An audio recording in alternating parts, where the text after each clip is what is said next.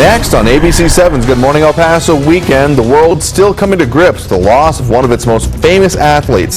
This morning, new details on the memorial and funeral services that will be held in his hometown.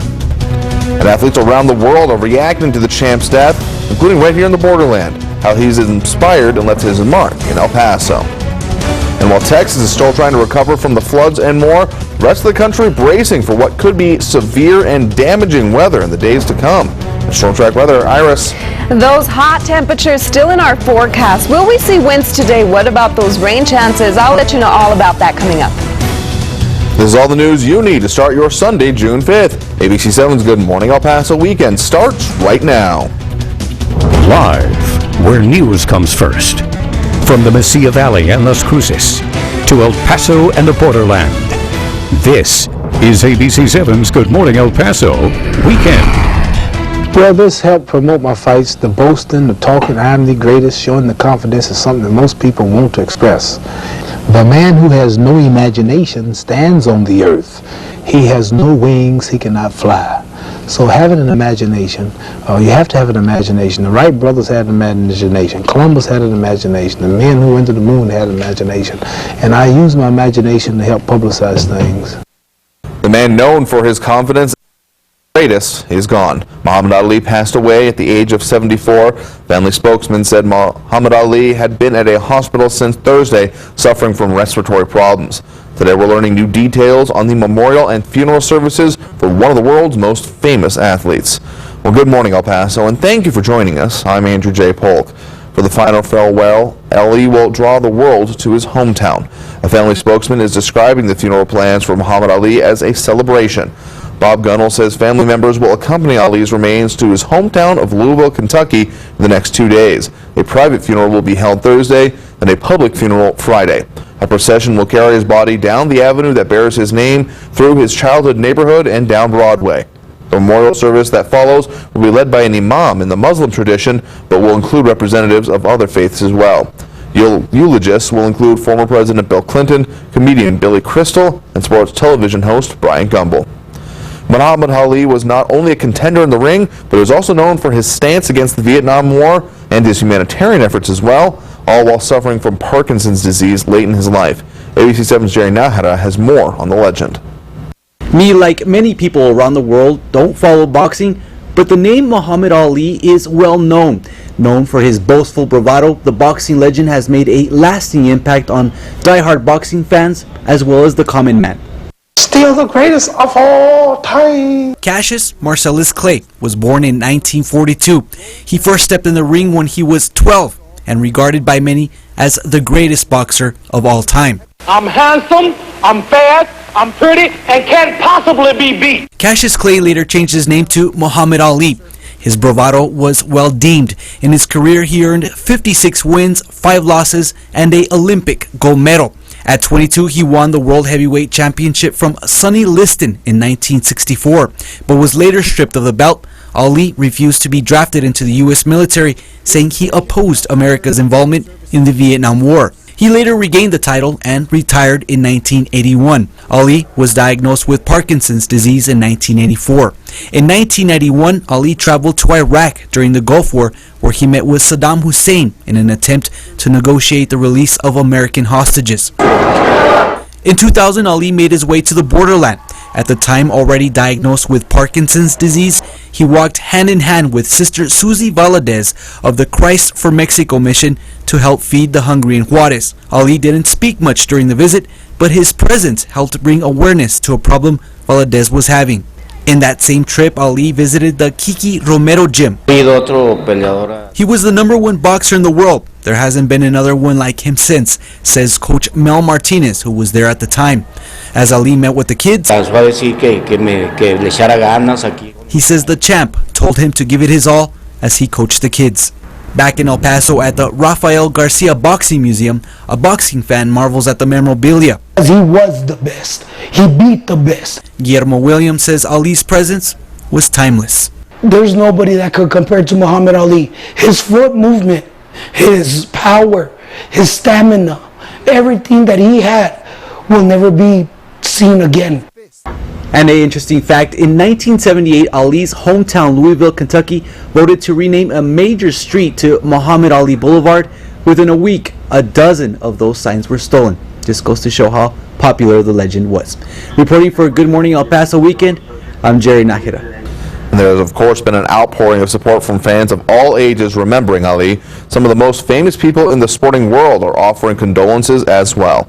Basketball legend Michael Jordan said, "This is a sad day for me and for the world. Muhammad Ali was bigger than sports and larger than life. He said he was the greatest, and he was right." Oscar de la Hoya said, "Muhammad Ali is a legend and one of the world's most celebrated athletes, the fighter who ushered in the golden era of boxing and put the sport on the map." Even Mr. President and Mrs. Obama sharing, Ali stood up when it was hard and spoke out when others wouldn't. And Ali is also remembered by the man who cut his comeback dream short. Larry Holmes beat Ali when he tried to win the heavyweight championship title for an unprecedented fourth time. That was one of the last fights in Ali's career. But in his early boxing days, Holmes was Ali's sparring partner. He still remembers how he met the legendary champ. We went to Reading, Pennsylvania, and we boxed. He gave me a black eye, and then they wanted to put some ice on it. I said, no, I'm keeping it. They can talk about Joe Louis, Dempsey, Marciano, all them guys. They say, oh, they was great, they was great. Yeah, they was great, but they wasn't great as Muhammad Ali. He's the only one I'm going to let be greater than me. Holmes also says he'll remember Ali for his kind heart and willingness to help people. He plans to attend Ali's funeral in Louisville, Kentucky on Friday. So switching to our Storm Track weather now, let's get your first forecast for Storm Tracker Iris Lopez. Good morning, Iris. Good morning, Andrew. A happy Sunday morning to you all. If you're heading outside right now early for the start of your Sunday, expect warm temperatures. Looking at our temperatures right now, you can see we're already in those upper 70s. We're going to be hitting those 80s very, very soon, which means it's going to be a hot afternoon. We do have those clouds in the skies. Over at the El Paso International Airport, those winds are right now east 5 miles per hour, but I just stepped outside right now. So on the west side of towns, we do have that breeze in your early morning. 75 for Las Cruces. Sunny skies, winds picking up over in Las Cruces east-southeast at 11 miles per hour. Your day planner for today, we're going to have that light breeze throughout your afternoon by 2 o'clock. Look at that, 94. We're leaving that 20% chance of rain in your forecast by 2 o'clock because, as you can see, sunny skies, and then we're going to see those clouds make their way by your afternoon, which makes us have that slight or that 20% chance of rain in your forecast. So coming up, I am talking about a warm start to your day, plus it's going to be hot with rain chances, and we're counting down the days till summer. I'll let you know how many days and what we can expect coming up. All right, thanks, Iris. Check back in just a bit. In the meantime, though, the heavy rain that has been hanging over parts of southeastern and central Texas and causing deadly flooding has begun to lift. But officials there said the flooding emergency near the Gulf Coast, in the meantime, was worsening. To the southeast, water levels began to recede along upstream portions of the Brazos River, but the peril increased downstream as the water turned towards the Gulf of Mexico. The Brazos River stood at 52 feet near midday Saturday, which is about 10 feet above flood stage. Army officials kept up their investigation of a training exercise that went horribly wrong at Fort Hood, leaving 9 soldiers dead. The bodies of the first 5 were recovered Thursday, and 4 were found Friday. 3 soldiers survived. Meanwhile, tropical rains and possible tornadoes are threatening half of the U.S. Forecasters say more than 17 million people on the East Coast are in the path of severe weather. The National Weather Service has issued a heat advisory and warnings for the suburbs south and east of Los Angeles through Sunday. Similar heat warnings have been issued in Las Vegas and Phoenix. People along the Gulf Coast are keeping a watchful eye on a system over the Caribbean Sea that was forecast to bring 5 to 10 inches of rain to parts of Florida. Officials in Miami say the system has a good chance of forming into a tropical cyclone. Even if it doesn't, it will still bring heavy rains along the Gulf Coast. And firefighters are spending the weekend battling several wildfires in California, New Mexico, and Arizona. A wildfire is burning nearly 12 miles into the San Mateo Mountains near Magdalena, which is about 100 miles southwest of Albuquerque. The fire was caused by lightning and is 20% contained. In Arizona, firefighters are battling a fire south of the town of Young. So far, it has burned over 28 square miles, and in Southern California, a brush fire has burned nearly 30 acres near Temecula. Officials say the extreme heat and a dry winter means there's a high risk of wildfires. Summer has typically been considered wildfire season, but experts now say blazes happen year-round. For some city council members, the mild sanctions against the city's Ethics Review Commission handed city manager Tommy Gonzalez signals a time to move on. But for District 5 City Rep Michael No, it's bad omens. According to our news partners at El Paso Inc., No said, quote, "Now that the door's open, anyone can file ethics complaints against anybody over a completely innocent thing," end quote. After a 6.5-hour hearing and 2 hours of deliberation, the Ethics Review Commission voted unanimously to issue a letter of admonition and a less serious letter of notification to Gonzalez. But No said he wasn't convinced Gonzalez did anything wrong. So for more on this story, pick up your copy of the El Paso Inc. Other stories this week include what's being done to fix the traffic problems in Far East El Paso and why not all of them may work. And a businessman who sells thousands of mattresses a year talks about growing the business and what keeps him awake. El Paso Inc. is online at KVIA.com and available for home and business delivery. Call the number there at the bottom of your screen, 534-4422, to subscribe. Citizens in Juarez are heading to the polls this morning. Elections are being held today, and due to the elections, liquor sales have been banned this weekend in the state of Chihuahua. The ban started yesterday morning at 9 and will be lifted tomorrow morning at 9. In Juarez, voters are selecting a new mayor, a public officer, and 9 state representatives. And it was a day of pampering and relaxation. Yesterday, the Las Palmas del Sol Healthcare Center held a National Cancer Survivors Day event. It honors those who are both dealing with cancer and those that won their battle against cancer. Among the many activities, there was yoga, tai chi, and massages. They also gave tips and advice on how to keep your body healthy so patients can live a happy life.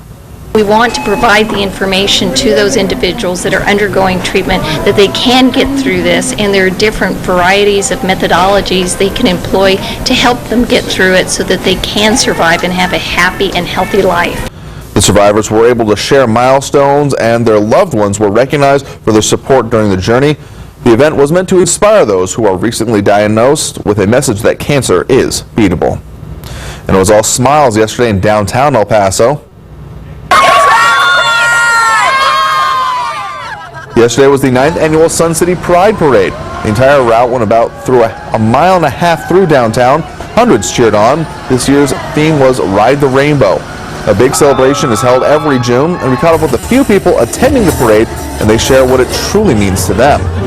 Today's parade is representing the GLBTQI. It's for the unity and all the hardships we fought, like stigma, prejudice, and people not understanding. So we're all promoting, advocating, and educating people that we are no different than any common citizen.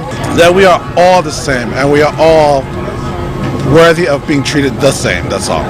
That's what I feel. I'm blessed with having parents that support me 100%, and I expect it would be nice that the entire world be the same. So that's why I'm very happy. I'm happy that life is beautiful. Well, there's some good news for Texas residents and bad news for others. Coming up on Good Morning El Paso weekend, as some residents are able to return to their homes from the flooding, others are forced to leave everything behind. And later, a man who allegedly fled police now has several indictments. The charges he could face and how police say he was able to get away. Time now, 8:13, taking a live look at traffic this morning. I-10 in Asarco and now I-10 in Schuster. Some light traffic going on out there. A few cars actually now out on the roads for a little bit later here in your Sunday morning. But otherwise, not much problems, really no problems to talk about. Moving along just fine. Conditions very clear. And a storm track weather, Iris. We're going to see those sunny skies for the start of our day, but then those clouds move in. What does that mean for our rain chances? I'll let you know that coming up. You're watching ABC 7, where news comes first.